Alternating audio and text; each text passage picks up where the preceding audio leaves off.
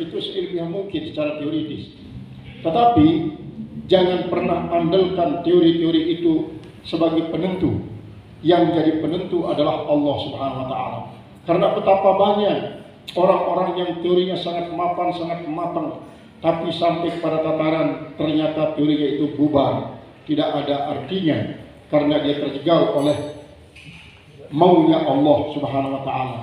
Jadi bagaimana mungkin kita akan mencari keuntungan pada sesuatu yang pasti ruginya? Carilah untung kepada Allah Subhanahu wa taala. Aqbil ala nafsi astakmil fadailah, maka datanglah atas dirimu, maka sempurnakanlah keutamaan-keutamaannya. Fa anta bin nafsi la bil jismi insan, maka sesungguhnya engkau dengan jiwa itulah kau menjadi manusia, la bil jismi, bukan dengan jisim kan ini. Nah, ini kan pandangan tasawuf dari itu, bahwa kau menjadi manusia bukan dengan tubuhmu, karena betapa banyak orang-orang yang sangat mendewa-dewakan tubuhnya. Yang laki-laki dia terus merawat tubuhnya menjadi tubuh yang atletis, yang bodybuilding, yang besar kekar, kulitnya terus diperhalus, otot-ototnya diperkencang, mana yang harus kecil, mana yang harus kelihatan besar harus diperbesar. Oh, begitu. Yang perempuan juga kadang-kadang setiap minggu 2 kali dia masuk salon, dia konsultasi dengan dokter kecantikan. Kenapa kok hidung saya sekarang ini mulai tidak runcing lagi? Maka dokter kecantikan bilang, oh langsung begini. Ibu ini suka ciuman dengan ujung hidungnya, dia bilang. Kalau ciuman cukup dengan pipi saja. Kalau mau ciuman dengan hidung dari samping bukan dari depan. Itu kata dari Pak Dokter kecantikan.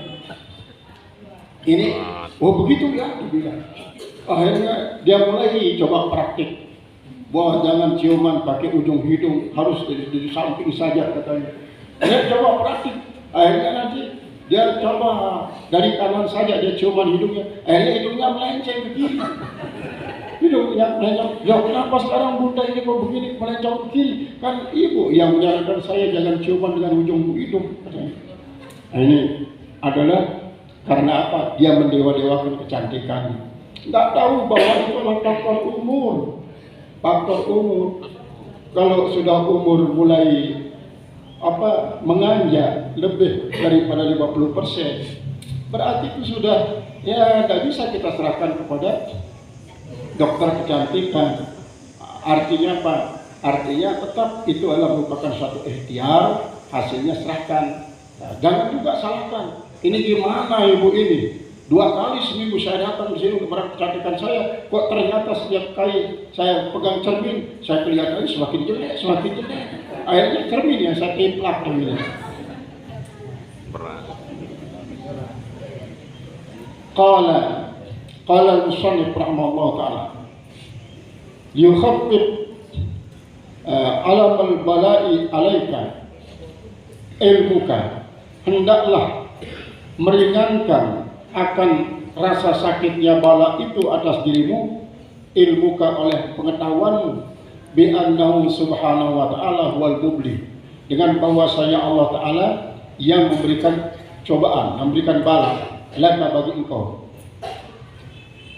Alladhi wajahatka minhul aqdaru, maka apa saja yang mendatangi akan dirimu daripada Allah al-aqdar, ketentuan-ketentuan, walladzi awadaka husnal ikhtiyar, dialah justru yang membalikan engkau kepada sebaik-baik ikhtiar. Arti daripada hikmah ini adalah kita merasa sangat-sangat sakit karena kita tidak ingat bahwa yang memberikan kita penyakit itulah Allah. Karena kita tidak tahu bahwa yang memberikan kita bencana itulah Allah. Nah, banyak orang yang karena panik begitu dikasih tahu dia sakit penderitaan penyakit ini yang dia derita, justru pemberitahuan tentang itu menyebabkan dia panik, lalu semakin bertambah sakit, terus tidak mau makan, tidak mau tidur, tidak mau itu dan ini. Karena yang dipikirkan penyakit itu saja, seolah-olah dia tidak dikasih tahu bahwa ini cara Allah memberikan bukti cintanya kepada Anda.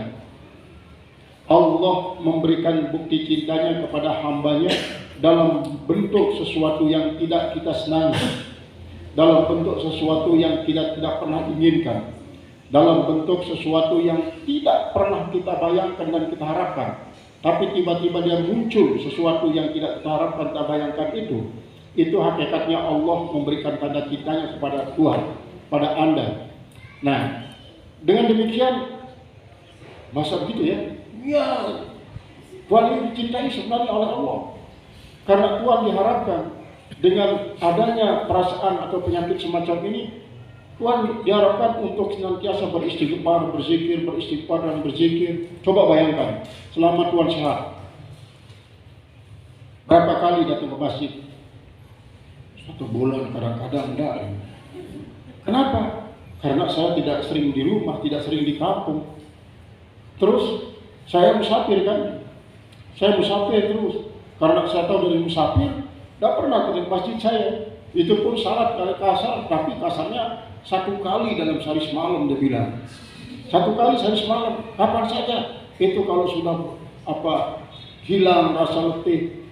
Jadi zuhur, asar, maghrib, isya itu saya lakukan adalah pada akhir isya menjelang tibanya waktu subuh. Terus saya tidur, dia bilang. Berarti Jumat nggak pernah. Karena seorang musafir tidak wajib Jumat. Nah, terus dia tahu hal itu. Karena pengetahuannya ini membuat dia justru jadi tertipu. Akhirnya dia tidak pernah melakukan sesuatu yang sifatnya wajib dilakukan. Nah, akhirnya Allah memberikan teguran. Teguran ini justru membuat dia menjadi kebingungan. Dia coba untuk merawat diri. Dengan semaksimal mungkin. Uangnya dikeluarkan begitu banyak, tapi tak kunjung sembuh. Nah, ketika dia dikasih tahu secara spiritual, soalnya begini. Ini kita ingat salah satu daripada dulu anak pondok khusus yang pernah mondok sebentar, lalu diangkat menjadi dukun oleh jin-jin yang ada di pondok khusus. Diangkat menjadi dukun dia. Akhirnya banyak orang yang datang berobat. Katanya ada dikasih batu di pondok khusus, dia obati dengan siapa yang sakit dipakai obat pakai batu itu. Sehingga datang seorang tua kaya raya, punya hotel, punya sawah banyak. Ya umurnya beliau itu ya melampaui 90 tahun lah. 90 tahunan. Akhirnya mintalah syarat daripada anak ini. Dia bilang apa? Ini si dia ini sakit, dia ada penyakit di awak tu. Terus maka dekuah beliau periksa oleh dokter dia ada penyakit. Nah, dokter dong dia ada penyakit di awak. Terus menurut datang dia doa berzakat. Coba berzakat. Coba ini kira tahun lahir dari doa berzakat. Ya terus ketua dia doa berzakat. Akhirnya dia coba pulang, dia berzakat, bahkan sawahnya sekian are diwakafkan untuk menjadi markas Islam. Markas Islam. Tidak lama kemudian betul-betul hilang total penyakitnya. Maka karena penyakitnya sudah hilang dan dia kebetulan tidak punya istri, nikahlah dia bersama salah seorang hafizah. Baru saja tamat 30 juz. Nikah dia bersama seorang hafizah. Akhirnya nikah, berlangsunglah beberapa tahun tapi tidak punya anak. Matilah kakek ini. Kan istrinya yang nikah ini dapatlah warisan berapa miliaran dapat warisan. Karena uangnya banyak, nikahlah dia bersama temannya. Ketika dia nikah bersama temannya, dicarilah saya. Pokoknya dia suruh saya saja yang bacakan khutbah nikah. Hadir. Akhirnya dengan suaminya sekarang yang dapat anak karena sama-sama muda. Sementara kakek ini memang sudah tua. Nah, yang menjadi Munasabahnya dengan apa yang kita sedang bicarakan ini adalah bahwa kadang-kadang Allah Subhanahu wa taala ingin untuk membuktikan rasa cintanya kepada kita dengan sebuah teguran yang berupa penyakit, sehingga dengan penyakit itu kita tetap ingat kepada Allah, ingat kepada Allah, ingat kepada Allah. Nah, termasuk kakek ini dia husnul khotimah karena dia terus zakatnya tidak pernah dibayar sekian tahun itu, dia rapel. Kemudian dia tebus kesalahannya dengan mewakafkan tanah-tanahnya untuk menjadi markas Islam. Dia bikin masjid, bikin pondok itu. Ini akhirnya setelah dia menjadi orang yang betul-betul kembali kepada Allah, dia dipanggil oleh Allah menjadi husnul khotimah. Jadi ternyata akan merasa kurang derita yang disebabkan oleh sebuah musibah apabila kita tahu bahwa Allah lah yang memberikan kita musibah itu. Idza alimal abdu, apabila mengetahui oleh seorang hamba, Allah Ta'ala bahwasanya Allah Subhanahu Wa Ta'ala rahimun bihi, maha penyayang dengannya, maha penyayang dengannya, wa musta'tifun alaihi, dan sangat lemah lembut atasnya, wa nazirun ilaihi, dan selalu memandang dengan pandang rahmah kepadanya. Fakullu ma yuriduhu alaihi, maka semua apa yang Allah datangkan atasnya atas orang itu, min anwa'il balaya, daripada bermacam-macam bala, warrazaya, dan bermacam-macam kesulitan, yang bagi lahu, sebaiknya baginya alla yaqtarita bidzalika, bahwa jangan dia panik dengan yang demikian itu, jangan dia selalu gelisah dengan yang demikian itu, wala yubadihi, dan tidak usah dia pedulikan akan dia. Fa innahu lam yata'awwad minhu, maka bahwasanya dia tidak akan menjadi kembali daripadanya illa khairun lahu, kecuali akan menjadi suatu kebagusan baginya. Artinya kalau dia sangat pedulikan hal itu, tidak dia kembalikan kepada Allah, apalagi dia tidak menyadari bahwa Allah memberikannya adalah sebagai bukti rasa cinta Allah, maka dia terus-menerusan panik menghadapi hal itu, mengakibatkan dia apa? Mengakibatkan dia tidak tertarik untuk melakukan kebagusan. Bahkan kadang-kadang dia justru menyalahkan Allah. Kenapa kok Allah ini memberikan saya ujian yang begitu berat? Tidak seperti si Anu, dia tetap saja lenggak-lenggok, padahal dia tidak taat beribadah dan lain sebagainya. Nah, tapi kalau dia terus kembalikan kepada Allah, tanda cinta Allah kepada saya, tanda cinta Allah kepada saya, maka dia akan melakukan suatu ibadat untuk membuktikan dekatnya kepada Allah. Mungkin tak mampu dia beribadat yang berat, apa yang mampu dia lakukan? Al-yusin bihi zonnahu, maka hendaklah dia memperbaiki dengan akan zonnya, persangkaannya. Wal ya'taqid, dan hendaklah ia etikatkan anna dzalika ikhtiyarun, bahwa yang itu adalah merupakan ikhtiar baginya. Wa anna fi dzalika, dan bahwa pada itu masalihah khafiyatin, ada maslahat-maslahat yang tersembunyi, ada maslahat-maslahat yang tersembunyi sebenarnya. La ya'lamu, tidaklah mengetahui akan dia, illa huwa, kecuali dia, Allah saja yang tahu. Kama qala Allah Ta'ala, sebagaimana telah berfirman Allah Subhanahu Wa Ta'ala, wa asa an takrahu syai'an, dan boleh saja, mungkin saja bahwa kalian tidak menyukai sesuatu, wa huwa khairul lakum, padahal yang tidak kalian sukai itu suatu kebagusan bagi kalian.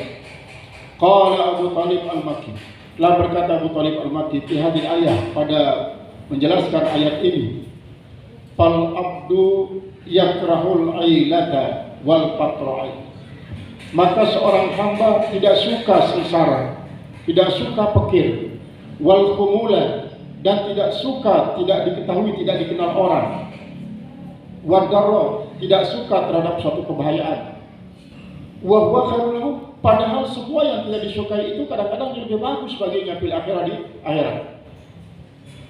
Itu lebih bagus di akhirat. Waqad yuhibbul ghina. Kadang-kadang dia cinta terhadap kekayaan, wal afiyata dan cinta kepada kesehatan, wasyurata dan cinta kepada ketenaran, wa huwa syarrun lahu, dan dia adalah suatu kejahatan baginya indallahi Allah Ta'ala, wa aswa'u akibatan, dan lebih jelek bagian akibatnya. Ini kan itu dengan apa yang dimukakan oleh beliau ini adalah merupakan hobi daripada manusia. Misalnya tidak ada yang mau sengsara, tidak ada yang mau fakir, tidak ada yang mau sakit.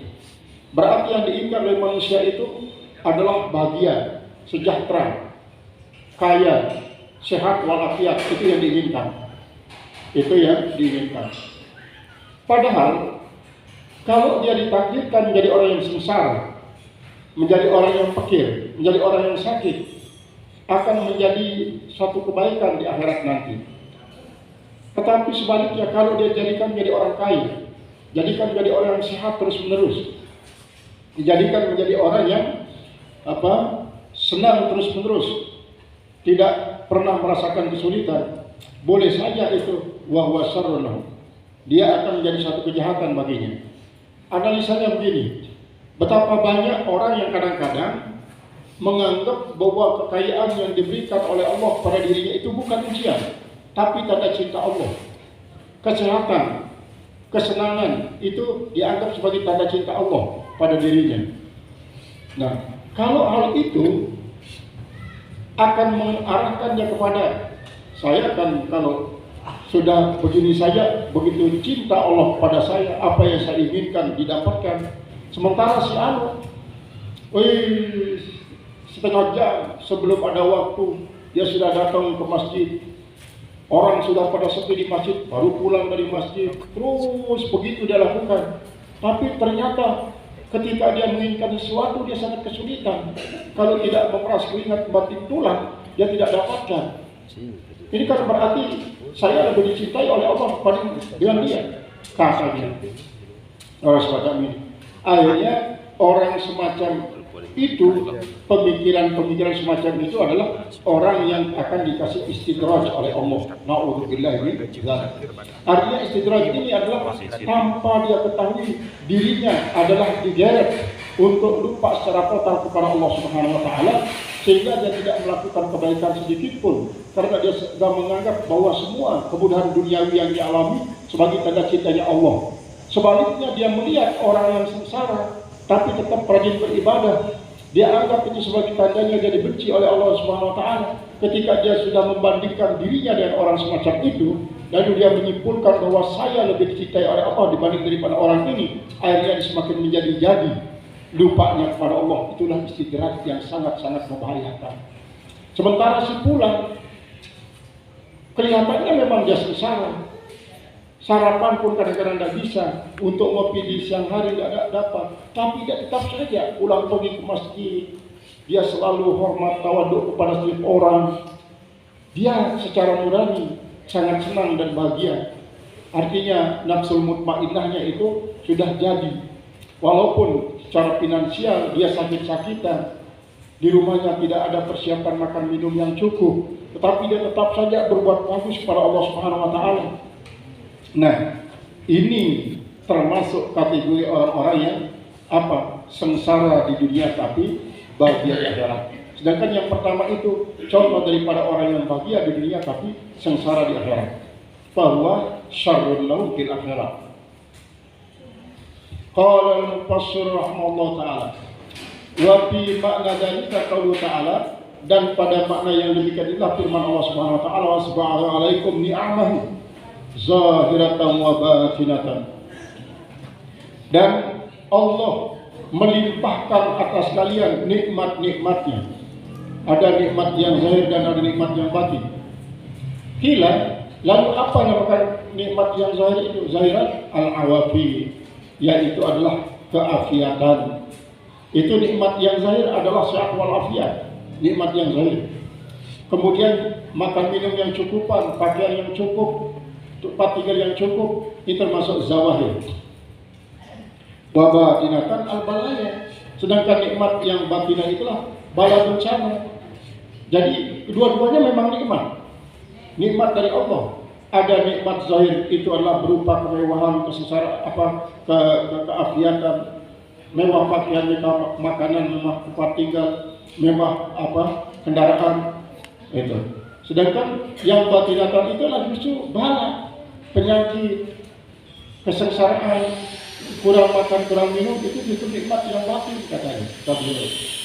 Li'annaha nikmatun fil akhirah. Karena bahwasanya kalau dia hadapi dengan penuh kesabaran menjadi nikmat di akhirat. Bernikmatnya. Faizan kalau begitu kullu ma yusibul mu'mina, semua apa yang menimpa kaum mukminin bahwa nikmatun, itulah nikmat. Kainan telah ada, yang sudah ada, makana apa yang sudah ada, falahul hamdu, maka baginya lah segala puji ala ni'amihi, atas nikmat-nikmatnya. Qala fi tadwir, telah berkata dalam hadis dalam tadwir, innama yuqwihim ala hamdi aqdarihim, hanya saja yang membuat mereka kuat atas memikul akan kepada Allah Ta'ala apa? Syuhudu husni ikhtiyarihi, yaitu adanya kesaksian baik ikhtiarnya. Artinya apa yang membuat mereka kuat menghadapi derita yang kalau mungkin ditimpakan kepada orang lain tidak diberikan kekuatan. Apa tandanya dia diberikan kekuatan adalah dia pertama kali menyaksikan ini adalah merupakan suatu yang sangat baik dari Allah Subhanahu wa Ta'ala untuk membuktikan cintanya kepada saya, kata daripada orang tersebut. Ayatnya dia tahan, bahkan jadi mati. Wa ansyada fihi li nafsi, dan ia pun bernasyid padanya bagi diri sendiri biqaulihi wa khaffif anni ma'ulaki minal ana bi annaka antal mubtali wal muqaddir wa ma limri'in amma qadallahu mu'dilu wa laysa lahu minhu alladhi yatakhayyaru wa khaffafa anni, dan ia telah meringankan daripadaku ma'ulaki minal ana, apa yang saya dapatkan daripada kesulitan-kesulitan.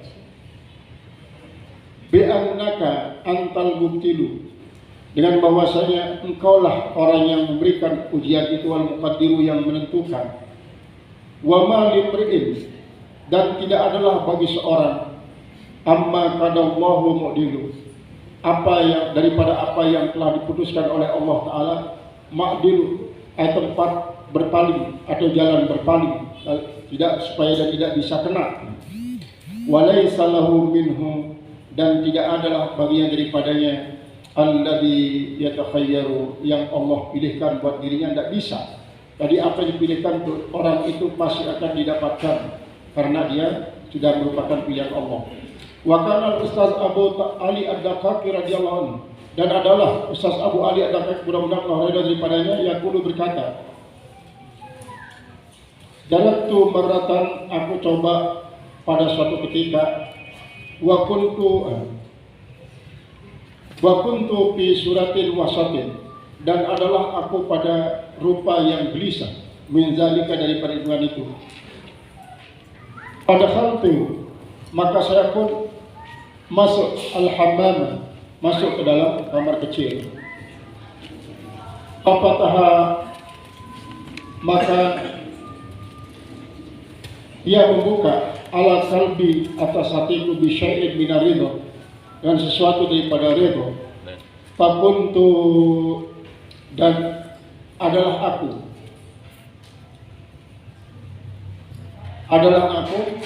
altamu kulla wahidin, aku menutup setiap aktumnya, saja aktum atau alsamu pada makna aktum, menutup setiap satu mintil kal kuruhi, daripada luka-luka itu. Kemudian fakharajtu, maka saya pun keluar, walam yabqa minha atharun, tetapi tidak ada tersisa daripadanya bekas sedikit pun. Ini artinya sesuatu yang diberikan oleh Allah Subhanahu wa taala itu, kalau memang itu sudah diberikan pilihan oleh Allah Subhanahu wa taala, maka kita tidak memiliki kekuatan untuk memilihkan diri sendiri. Sehingga apapun yang diberikan oleh Allah Subhanahu wa taala, kita coba untuk merubahnya, sementara Allah menginginkan supaya apa yang kita pilih ini tidak seharusnya menjadi pilihan kita, maka Allah Subhanahu wa taala akan membuat dia tetap pada diri kita.